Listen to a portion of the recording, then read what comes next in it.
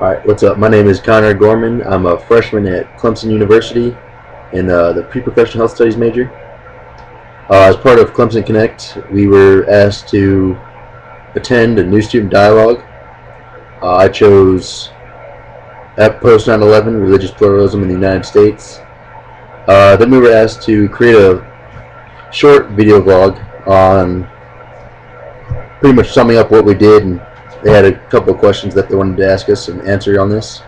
The first was, do you feel your group achieved dialogue? Why or why not? And overall, I believe we did. Everyone was contributing and critically constructing to the conversation. We analyzed the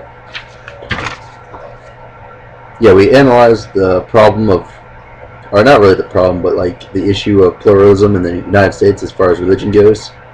And everyone gave their little piece about it. We all came together, brought ideas to the table, and progressed the communication about it along. Which kind of leads to the next part, which was share your observations on the dynamics of the group, and being were there active voices in your dialogue? And there definitely was people that spoke a lot and addressed put their opinions and views on the table. Definitely more than others, which was B, were there more reserved voice in dialogue. And I mean, they were new people, not everyone knew each other, and it kind of put us all in a room together. So there were definitely always going to be those people that step up and start communicating more openly and freely in that type of situation, where others are more reserved and kind of sit in the background, either if they don't want to be there, or they're just shy. So they kind of they'd give their opinions every now and then, but it was more the active people that progressed everything along. And as far as me in the group, I guess I tended to be more of the active. I would, if there was an awkward silence, I'd step up and try to give my, 2 cents and progress it on a little bit further. And I mean, there were other times where I felt like I wasn't really going to contribute anything that already had been said, so I stayed in the background and gave my little bit, but didn't say too much. The third question being, why do you think dialogue is a component of Library 100? Do you see the dialogue as a useful tool in your university experience? And I mean, yeah, I believe it's a part of Library 100 because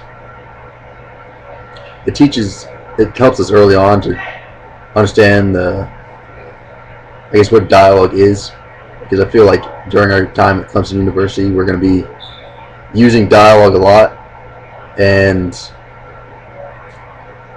just helps us understand early on what it is and the importance of it. One of the major things that we did during it was we discussed the difference between debate, discussion, and dialogue, and that helped us clearly see there are differences between the three, where we've probably grown up only being used to debate and discussion. Dialogue is kind of like a third component that brings it to a different level. It's a different style. It's more constructive. Everyone working together to achieve a common goal, whereas debate is against each other, and discussion is pretty much just everyone talking. So it's important in Library 100 because it teaches us early on these skills and concepts to help us in further our education at Clemson University. And then, as far as our discussion on religious pluralism and all that, I mean, it's doing pretty well. I mean, it's kind of a touchy topic because as our leaders spoke about, pretty much offhand, we're going to completely throw everything we've been told as kids. Pretty much 2 things you don't talk about are politics and religion, and we kind of discussed those in depth because it was all related to our topic. There was a couple exercises that we did, kind of stuff like